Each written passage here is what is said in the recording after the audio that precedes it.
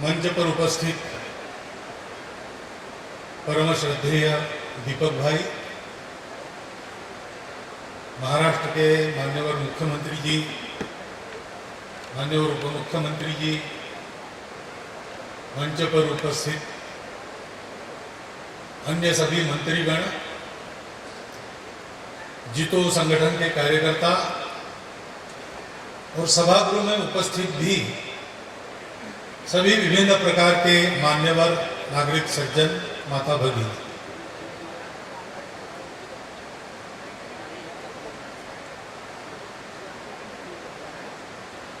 मुख्यमंत्री जी ने बताया 3 महीने पहले नागपुर में एक कार्यक्रम था। Doctor Abaji Thatte cancer institute का लोकार्पण हुआ।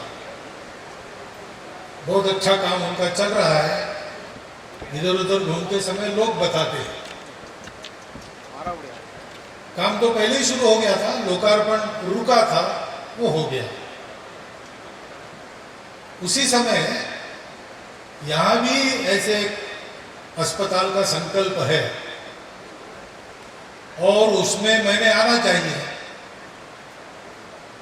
ऐसा प्रस्ताव आया और मैंने उसको तत्काल मान्य किया, ये जानते हुए भी कि बहुत व्यस्त प्रवास रहता है, उसमें आड़ा टेढ़ा घूमना पड़ेगा। भी मैं गुवाहाटी में था कल, आज सुबह निकला वहां से और कल मुझे भुवनेश्वर में जाना। तो कोई व्यक्ति गुवाहाटी से भुवनेश्वर भाया नागपुर ऐसी टिकट बनाता नहीं, लेकिन मैंने बनाई, मैंने प्रवास बनाया इसलिए कि ये जो काम हो रहा है वो बहुत शुभ कार्य है, सत्य कार्य है और शिव कार्य।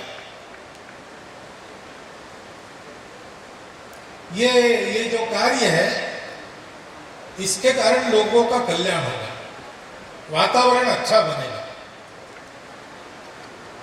क्योंकि जैसा कि बताया गया कि मैं कहता हूं, बहुत से लोग कहते होंगे, मैं अकेला नहीं कहता हूं, कि पहले तो जीवन का विचार करते समय रोटी कपड़ा मकान ऐसे चलता था।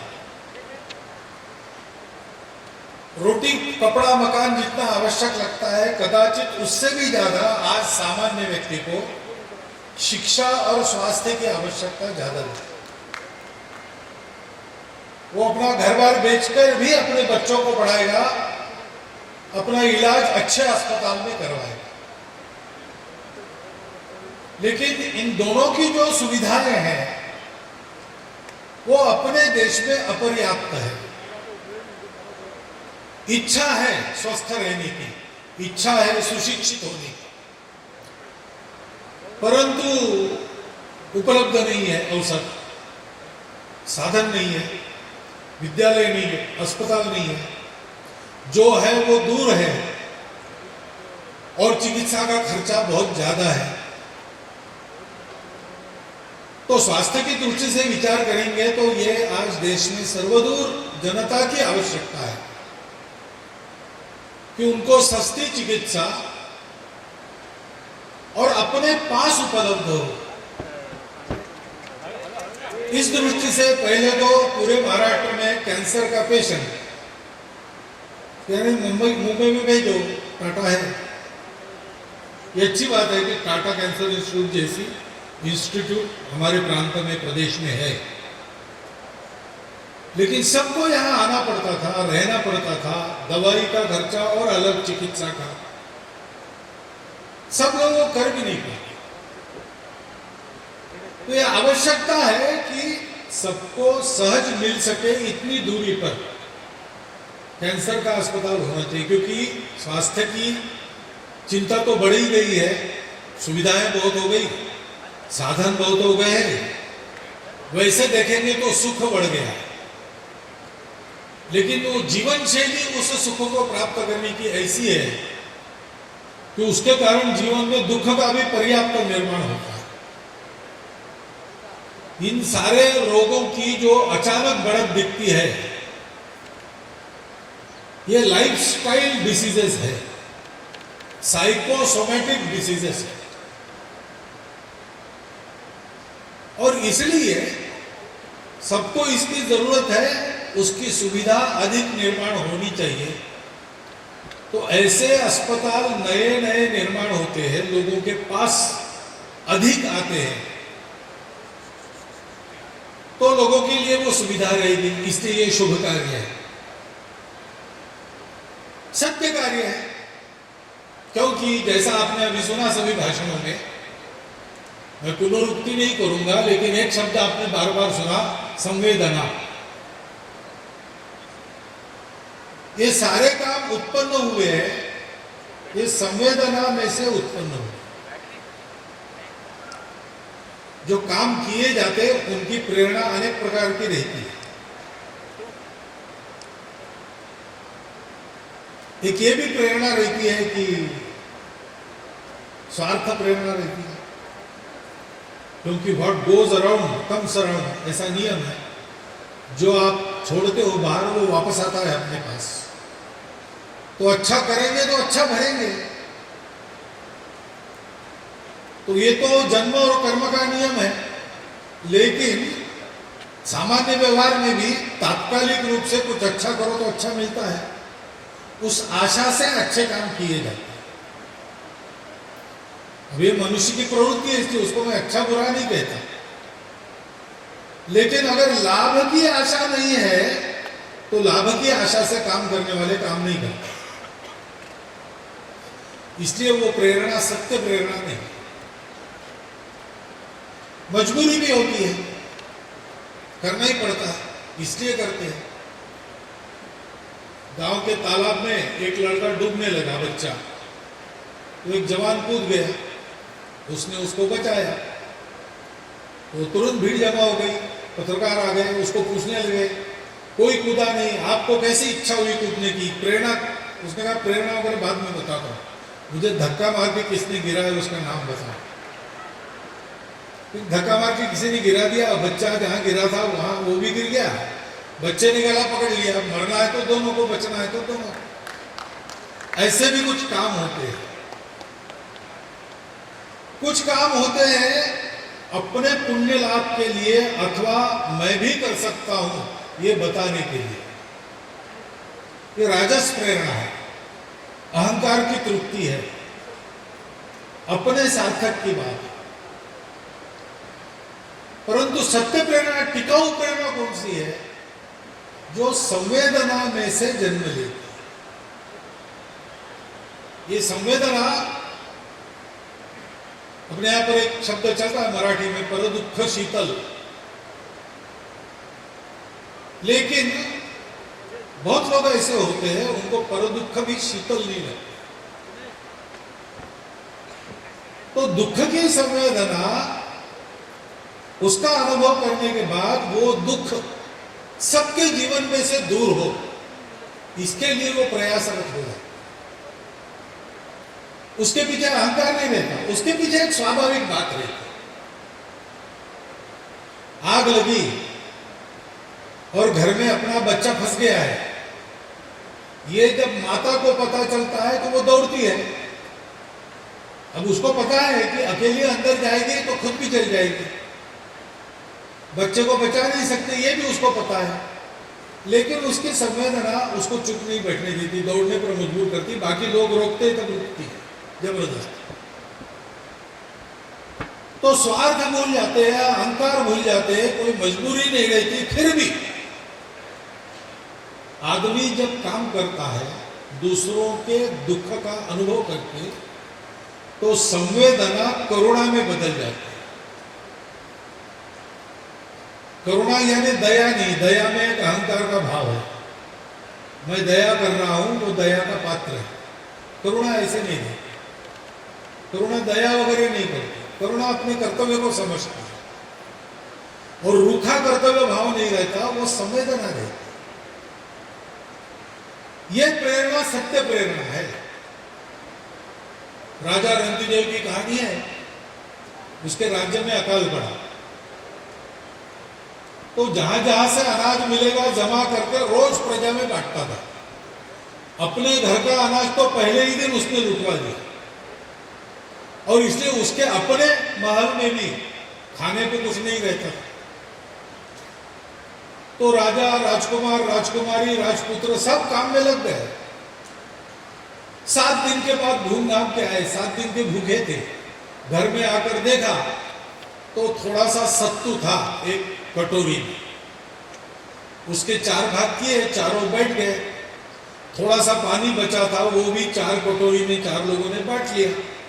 और भोजन शुरू करेंगे उतने में एक भिखारी अपने कुत्ते को लेकर वहां पर आया और कहा कि बहुत दिन हम दोनों भूखे हैं, कुछ दीजिए। तो राजा ने अपना सत्तू उसको दे दिया। उसने खाया, उन्होंने कहा बहुत कम है जी, मैं बहुत दिन का भूखा हूं। तो रानी ने भी दिया, राजकुमारी ने भी दिया। फिर उसने कहा मेरे कुत्ते को भी खिलाइए, तो राजकुमार ने भी दे दिया। फिर उसने पानी मांगा, 3 लोगों का पानी ये पी गया, चौथे का पानी कुत्ता पी गया। राजा के आंखों में आंसू आए, तो उसने कहा महाराज आपको दुख देकर मुझे मेरी भूख मिटानी नहीं है, आपको दुख हो रहा तो मैं बंद करता हूं, वापस दे देता हूं जितना बचा है। तो राजा ने कहा कि तू खा रहा है इससे मुझे दुख नहीं हो रहा है, इतने दिन का तू भूखा है, इतना खाके भी तेरा पेट भरा नहीं होगा, अगर तू अब और मांगेगा तो देने के लिए मेरे पास कुछ नहीं, इसलिए मुझे दुख हो रहा है। इस प्रकार की वो सेवा होती है, कितना करना, जितना करेंगे उतना कम लगता है। पूरी ताकत लगाकर सब कुछ करने के बाद भी और कुछ करूं ऐसे लगता है। अपने देश के प्रति भक्ति का भाव प्रकट करने वाला एक गीत है, उसमें भी ऐसा है, तन समर्पित मन समर्पित और यह जीवन समर्पित, चाहता हूं देश की धरती तुझे कुछ और भी दे। ऐसी सेवा जहां होती है वो शुभ है, वो सत्य है, वो शिव है। क्योंकि अभी महाराज जी ने बताया, उन्हीं का अधिकार है बताने का, मैं तो उनकी ही सुनी सुनाई बात आपको कह रहा हूं। सब में शिव है, आत्मा सब में है, उसको जानने की बात है। अपनी सारी परंपरा में, सब पंथ संप्रदायों में उनकी सीख का एक सार है, पहले खुद को जानो।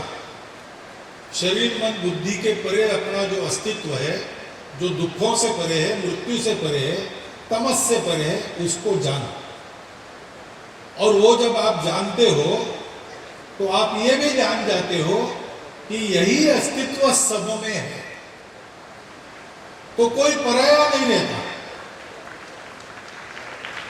इसलिए भारत में जीवन का तरीका माना है एकांत में आत्म साधना, लोकांत में सेवा परोपकार। बाकी दुनिया जीवन का तरीका मानती है struggle for existence, survival of the fittest. मुझे जीना है इसलिए मुझे संघर्ष करना पड़ेगा, कंपटीशन है। हमारे यहां कहते हैं कि बाकी लोग जिए इसलिए मैं मर गया तो मरते मैं अमर हो जाता। ये अंतर है।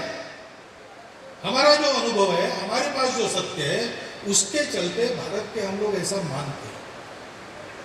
तो जीव सेवा शिव सेवा ही है। हाँ, केवल उस भावना से करनी पड़ती है, क्योंकि आखिर पहले तो श्रद्धा रखनी पड़ती है, मानना पड़ता है।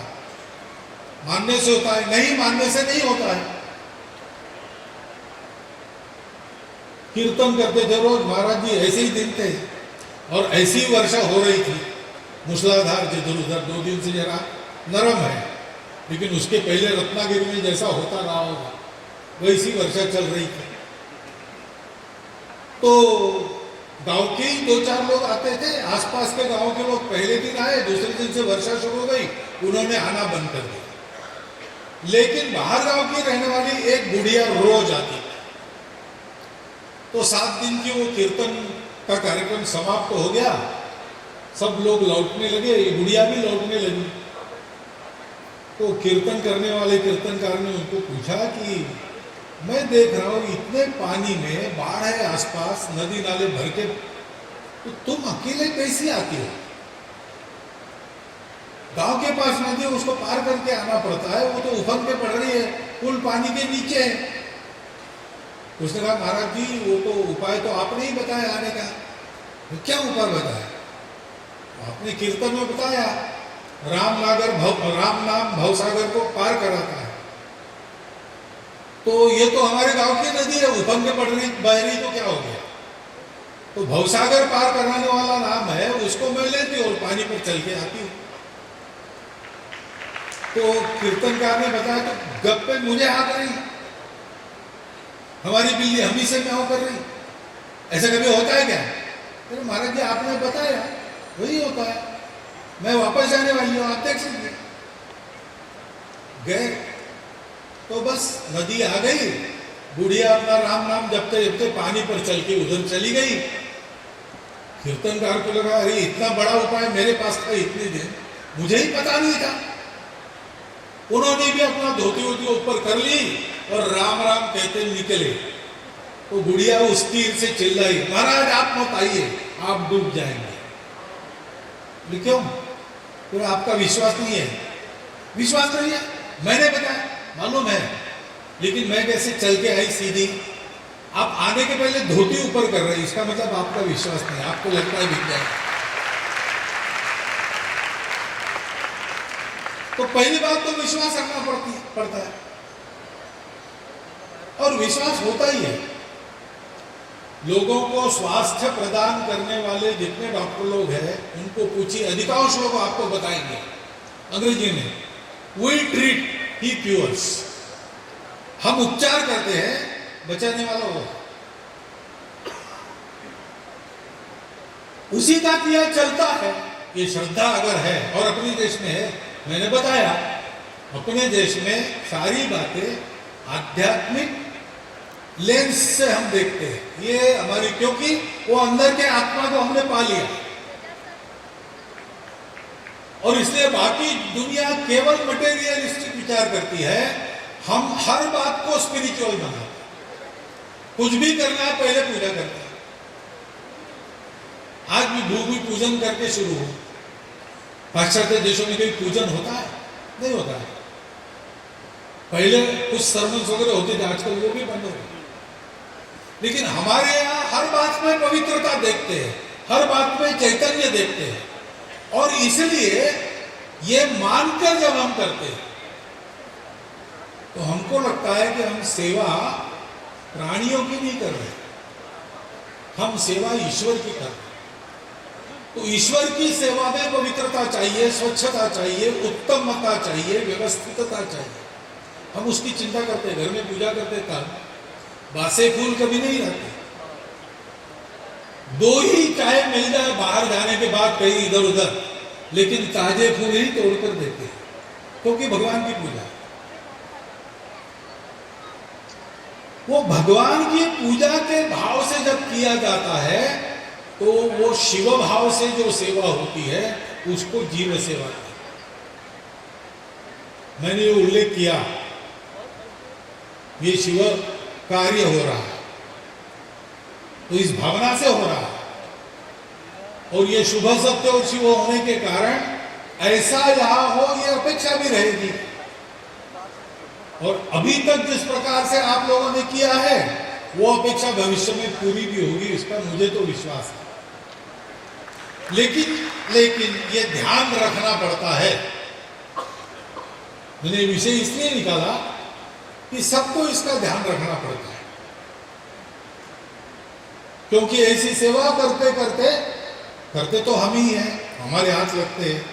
भौतिक दुनिया में तो हम ही दिखाई देते करते हुए, तो हमने किया ऐसा एकाध क्षण मन में आ सकता है, वो मन में लाए बिना यहां पर हम क्वालिटी दे रहे हैं। सब संसाधन हाजिर है, शासन भी संवेदनशील है, समाज भी संवेदनशील है, समाज के जितो जैसे संगठन भी संवेदनशील है, सब संवेदना से काम कर रहे हैं, इसलिए उत्कृष्टता तो यहां होगी। लेकिन ये ध्यान में रखना कि जिनकी सेवा हम कर रहे हैं उनको क्या लगता है, उनके पास जाना चाहिए, उनको पूछना चाहिए और कैसी राहत उनको मिल सकती है। ऐसा ये काम होना चाहिए, ऐसी अपेक्षा रहेगी और वो अपेक्षा पूर्ण होगी, ये मैं मानता हूं। तो फिर ऐसे कामों से सारे समाज को एक भरोसा मिलता है। कोरोना जैसी बीमारी जहां बाकी देशों के लोग टूटने की कगार पर आए, लूट खसोट भी शुरू हो गई, हमारे देश में ऐसा नहीं हुआ। क्यों नहीं हुआ?